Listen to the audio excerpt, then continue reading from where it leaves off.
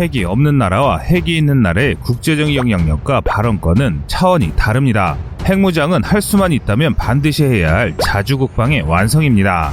그래서 국제법을 어기지 않는 선이라면 언제든 바로 핵무장을 시작할 수 있는 준비가 필요한데요. 그래서 준비했습니다. 오늘은 우리 국민들이 정말 궁금해하시는 대한민국 핵 개발의 실현 가능 여부에 대해 알아보겠습니다.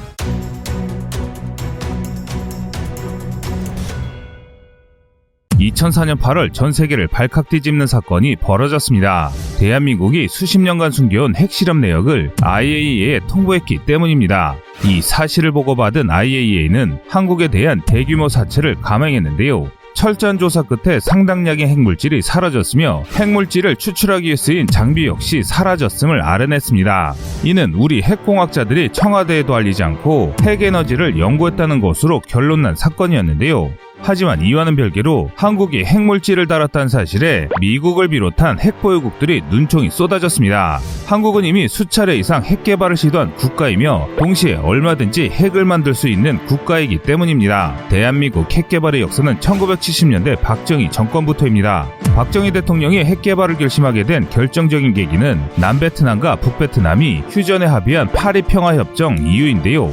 사실 한국군의 베트남 파병은 그저 미국의 요청에 한국이 응한 것이 아니었습니다. 한반도에 주둔하던 미군 중 상당수가 베트남으로 재배치된다는 것을 우려한 우리 정부가 고심 끝에 주한미군을 대신할 병력을 파병하기로 한 것이었습니다. 당시 주한미군은 휴전선 최전방에 배치되어 있었는데 북한이 공격할 경우 바로 미군이 공격받아 미국의 자동 참전이 이루어지도록 하는 인계철선의 역할을 하기 위해서였습니다. 인계철선 역할을 하는 미군이 줄어든다면 그만큼 북한이 대한민국을 침략할 가능성은 당연히 늘어날 것이고 이로 인한 빌미를 북한군에게 제공하지 않기 위해서였습니다. 즉 미군보다 국군을 보내는 게 대한민국의 평화를 지키는 방법이었던 것이죠. 이는 한국 정부가 이승만 대통령 시절인 1954년이나 쿠데타 직후인 1961년에 베트남 파병 제안을 미국에 건넨 것을 통해서도 확인할 수 있습니다. 당시 우리 정부는 부패한 남베트남 정부가 미국의 도움 없이 나라를 지킬 수 없다는 사실을 잘 알고 있었습니다. 하지만 미국의 반전 여론으로 남베트남은 결국 버려졌고 마찬가지의 입장인 대한민국 역시 언제든 버려질 수 있었습니다. 그래서 한국은 국가의 생존을 위해서는 그 어느 나라도 대한민국을 건들 수 없는 강력한 힘이 필요했습니다. 이런 이유 때문에 우리 정부는 독자적인 핵 개발을 위해 핵무기를 만들 수 있는 고농축 우라늄을 부산물로 뽑아내는 가압중수로 개발을 시작합니다. 동시에 자체적인 미사일 개발 사업인 백공 사업도 진행합니다. 목표는 나이키 미사일의 카피였는데요. 나이키 미사일이 핵폭탄을 싣고 상대 핵무기와 함께 자폭하는 핵요격 미사일로도 쓰였다는 점을 고려할 때 이는 분명한 독자 핵무장 시도였습니다. 처음엔 미국도 이를 무시했지만 1974년 인도가 핵실험에 성공하면서 태도를 바꿉니다.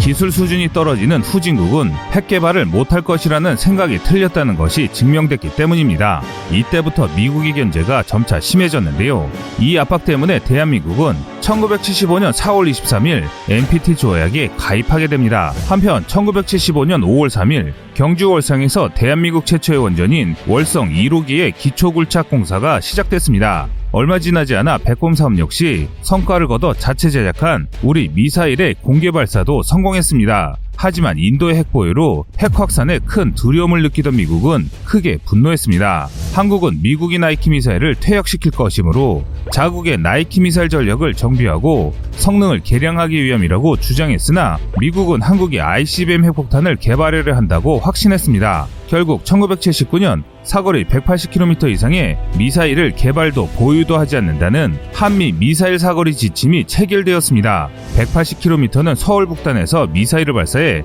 평양을 공격할 수 있는 최대 사거리입니다. 한마디로 북한과 싸우는 것 외에 쓰일 수 있는 무기의 개발을 금지당한 것입니다. 이는 박정희 대통령이 사망한 이후 12.12 쿠데타를 통해 정권을 잡은 신 군부 시절 더욱 안 좋은 쪽으로 개정됩니다. 그래서 자주국방을 꿈꿨던 백곰 사업은 완전히 폐지됐고 한국원자력연구소는 한국에너지연구소로 개명되었으며 프로그램에 참여했던 이들이 모두 해고됐습니다. 이 개명을 일부 인사들은 창씨 개명에 빗대기도 했을 만큼 충격적인 인사처리였습니다. 당시 국방과학연구소의 경우 무려 80%의 인력이 감원됐는데 쿠데타로 인한 통치 명분이 없는 신군부가 미국을 끌어들이기 위한 것이라고 역사는 평가하고 있습니다. 그런데 그런 신군부조차 뒤로는 비밀리에 자주적인 핵 개발을 시도했었는데요. 1982년 4월부터 2개월간 수미리그램의 플루토늄을 실험적으로 추출했다는 사실이 1998년 IAEA 사찰 과정에서 밝혀졌기 때문이죠. 박정희 정권 시절 건설된 월성원전의 가압중소로 해서 부산물로 생성된 핵물질 역시 꾸준히 축적되면서 한국은 점차 마음만 먹으면 핵무장이 가능한 나라가 되어갔습니다. 하지만 이를 우려한 미국은 1990년 MTCR을 개정하는데 기존 협정에 대해 180km 이상의 로켓조차 개발하는 것을 금지하도록 조약 개정을 요구했습니다. 당시까지만 해도 힘이 부족한 한국은 결국 이를 수용하며 이 결과는 한국 항공우주 개발의 태보를 가져왔습니다. 한국의 군부정권도 문민정부도 공통된 것이 하나 있다면 자주국방을 포기하지 않았고 역대 어느 정권이든 좌우를 막론하고 미사일 지침의 개정을 추진했습니다. 그리고 1994년부터 불거지기 시작한 북한의 핵개발과 클린턴 정부의 실망스러운 대처는 핵개발에 대한 국민적 열망에 불을 지폈습니다.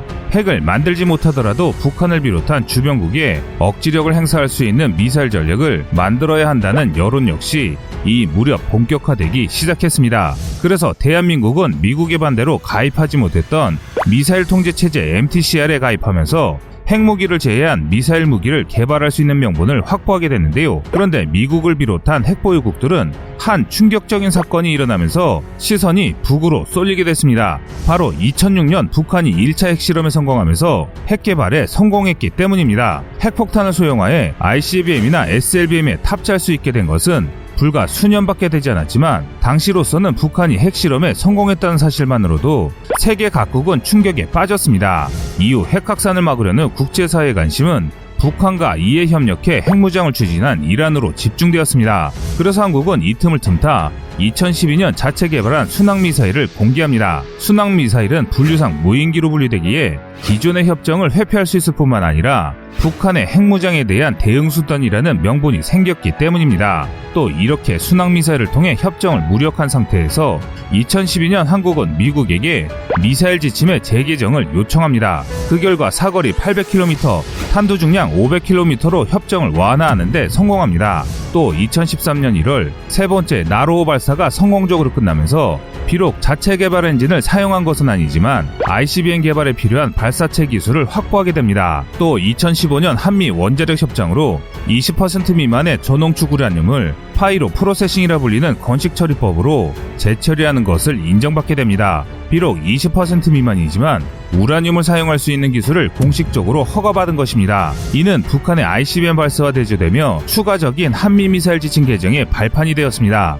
2016년 1월 북한이 4차 핵실험에 성공하고 연여 같은 해 8월 SLBM 발사에 성공하면서 한미 미사일 지침은 또 한 번 변경됩니다. 2017년 7월 4일 북한이 자체 제작한 ICBM 화성 14형마저 발사에 성공하자 한미 양국은 사거리 800km를 초과하는 고체 로켓을 만들지 않는다는 내용으로 협정을 개정했는데요. 이로써 한국은 북한에 대한 억지력을 가질 수 있도록 탄도 중량 제한이 해제되어 현무포를 개발할 수 있는 초석이 마련된 것입니다. 현무포의 공개와 배치까지의 시간을 고려했을 때 우리 군은 협상 개정에 대비해 관련 기술을 이미 확보했던 것으로 보입니다. 사실 탄도미사일은 탄두 중량에 따라 사거리는 얼마든지 늘릴 수 있게 되는데 이는 우리 군용미사일 기술 개발의 높은 벽이 또 한 번 무너진 계기가 됐습니다. 이어서 2019년 남북미 평화협력이 북한의 떼쓰기로 무산되자 우리 정부는 이를 명분으로 삼아 한미 미사일 사거리 지침을 또 한 번 개정합니다. 그리고 마침내 2020년 7월 29일 민간용 고체 로켓의 경우 거리 제한 없이 개발할 수 있도록 협정이 개정됐는데요.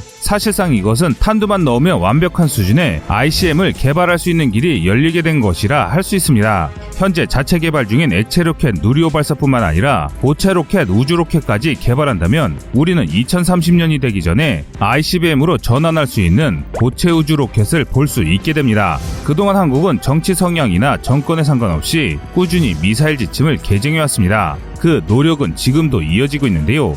현재는 군용탄도미사일의 사거리 제한을 1000에서 3000km 수준으로 확대하는 것을 미국과 협상 중입니다. 이것이 이루어질 경우 우리 미사일이 사실상 중국 전역을 사정권에 들 수 있기 때문에 이 협상 자체는 상당히 난항이 예상됩니다. 또 이동식 ICM 개발을 막기 위해 인공위성을 이동식 발사대로 발사할 수 없다는 조항과 순항미사일의 탄두 중량이 500kg을 넘을 수 없다는 역시 개선해야 할 문제들입니다. 하지만 현재 대한민국은 핵탄두를 직접 제조하지 않았을 뿐 완벽한 핵무장을 위한 거의 모든 수단은 확보한 상태입니다.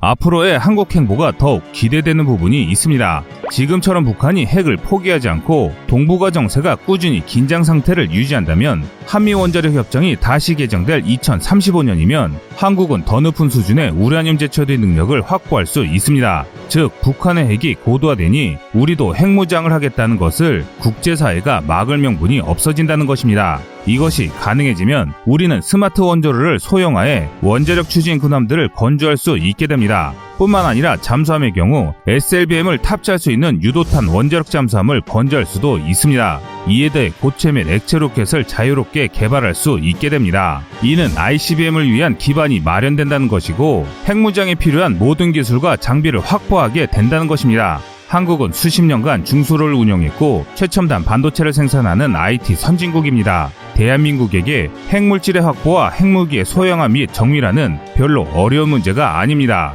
다가오는 2035년을 기점으로 대한민국이 핵보유국에 합류하는 것도 꿈은 아닐 것입니다. 여러분의 생각은 어떠신가요? 시청자님의 현명한 의견을 댓글로 남겨주시기 바랍니다. 여러분들의 좋은 의견이 좋은 영상을 만드는데 많은 힘이 됩니다. 이상 꺼리튜브였습니다.